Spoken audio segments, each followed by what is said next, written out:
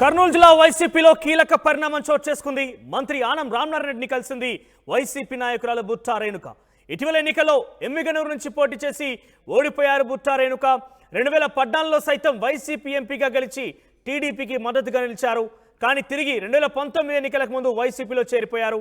ఇప్పుడు మంత్రి ఆనంను కలవడం సర్వత్రా చర్చనీయాంశమవుతోంది. అందరిని ఆసక్తి గురిచేస్తున్న పరిస్థితి. సో వైసీపీ నాయకురాలు బుట్టా రేణుక టీడీపీలో ప్రస్తుతం మంత్రిగా కొనసాగుతున్న ఆనం రామనారాయణ రెడ్డి కలవడం అనేది సర్వత్రా చర్చనీయాంశమవుతోంది. దీన్ని బట్టి చూస్తే వైసీపీలో ఉన్నటువంటి వారికి కొంత టీడీపీలో చేరే అవకాశం ఉండబోతుందని ఒక సంకేతం, ఒక మొదలైనట్టుగా కనబడుతోంది. ఒక్కొక్కరిగా టీడీపీతో టచ్లోకి వెళ్తున్నట్టు తెలుస్తోంది. ఏదేమైనా కూడా బుట్టా రేణుక ఆనం రామనారాయణ రెడ్డి కలవడం అనేది సర్వత్రా ఆసక్తి రేపుతోంది, చర్చనీయాంశమవుతోంది. గతంలో ఎమ్మిగనూరు నుంచి ఆవిడ పోటీ చేశారు, ఓడిపోయారు. 2014లో వైసీపీ ఎంపీగా పోటీ చేసి అక్కడ గెలిచి తిరిగి టీడీపీకి మద్దతుగా నిలిచారు. తర్వాత 2019లో తిరిగి వైసీపీలోకి చేరిపోయారు. సో ఇప్పుడు బుట్టా రేణుక ఆనం రామనారాయణ రెడ్డి కలిసేటువంటి విజువల్స్ ఆర్టీవీ చూపించే ప్రయత్నం చేస్తోంది రైట్ సైడ్ బాక్స్లో. సో ఈ అంశం ఇప్పుడు సర్వత్రా చర్చనీయాంశం అవుతోంది. ఒకసారి మాట్లాడదాం. ఇదే అంశానికి సంబంధించిన ప్రతినిధి కృష్ణమోహన్ ఫోన్లో సిద్ధంగా ఉన్నారు. ఎస్ కృష్ణమోహన్, వైసీపీ నాయకురాలు బుట్టా రేణుక ఆనం రామనారాయణ రెడ్డి కలవడం అనేది ఆసక్తి రేపుతోంది. సో ఏమైనా సంకేతాలు ఉన్నాయా? టీడీపీలో చేరే అవకాశాలు కావచ్చు, లేకపోతే లేదా శుభసూచకంగా తనని స్వాగతించేందుకు శుభాకాంక్షలు తెలిపేందుకు కలిసారా, లేదంటే పార్టీ మార్పు విషయంలో నిర్ణయం తీసుకునే అవకాశం ఉందా? అప్డేట్స్ ఏంటి?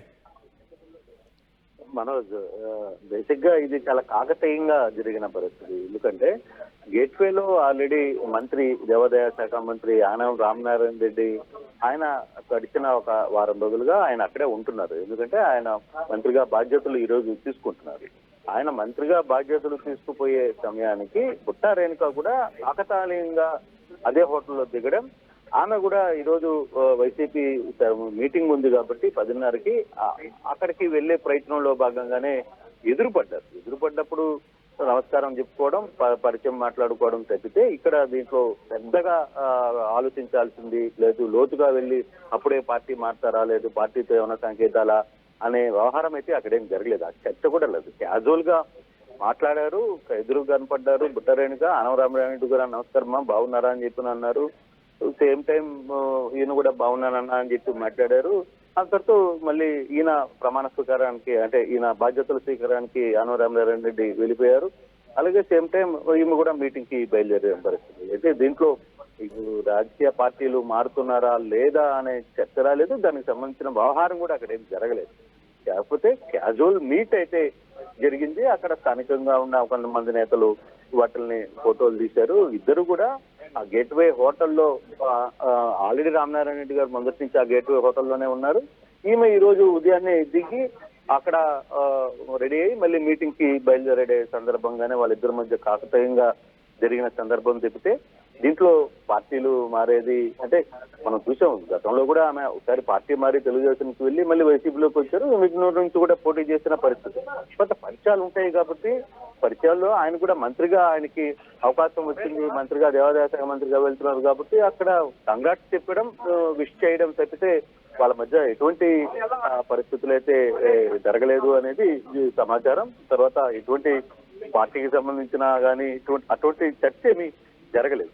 కాకపోతే కాకతీయంగా ఒక పార్టీలో సీనియర్ నేతగా అందరికీ తెలిసిన వ్యక్తి, తెలుగుదేశంలో కావచ్చు, కాంగ్రెస్ లో కావచ్చు, వైసీపీలో కావచ్చు, చాలాకంగా సుదీర్ఘ రాజకీయాలు చేసిన వ్యక్తి కాబట్టి చాలా మందికి పరిచయాలు ఉంటాయి. కాబట్టి ఆ యాంగిల్లోనే బుట్టా రేణుక ఆయనకి నమస్కారం పెట్టడం, ఆయన కూడా ప్రతి నమస్కారం చేయడం, బాగున్నారమ్మా అని చెప్పడం, ఆయన కూడా బాగున్నామన్నా అని చెప్పి అక్కడి నుంచి వెళ్ళిపోవడం తప్పితే ఈ వ్యవహారం మీద పెద్ద చర్చ జరగాల్సిన పరిస్థితి అయితే ఏమి కనపడలేదు. అక్కడ కూడా చాలా క్యాజువల్ మీట్ గానే జరిగిందనేది మనకు అందుతున్న సమాచారం.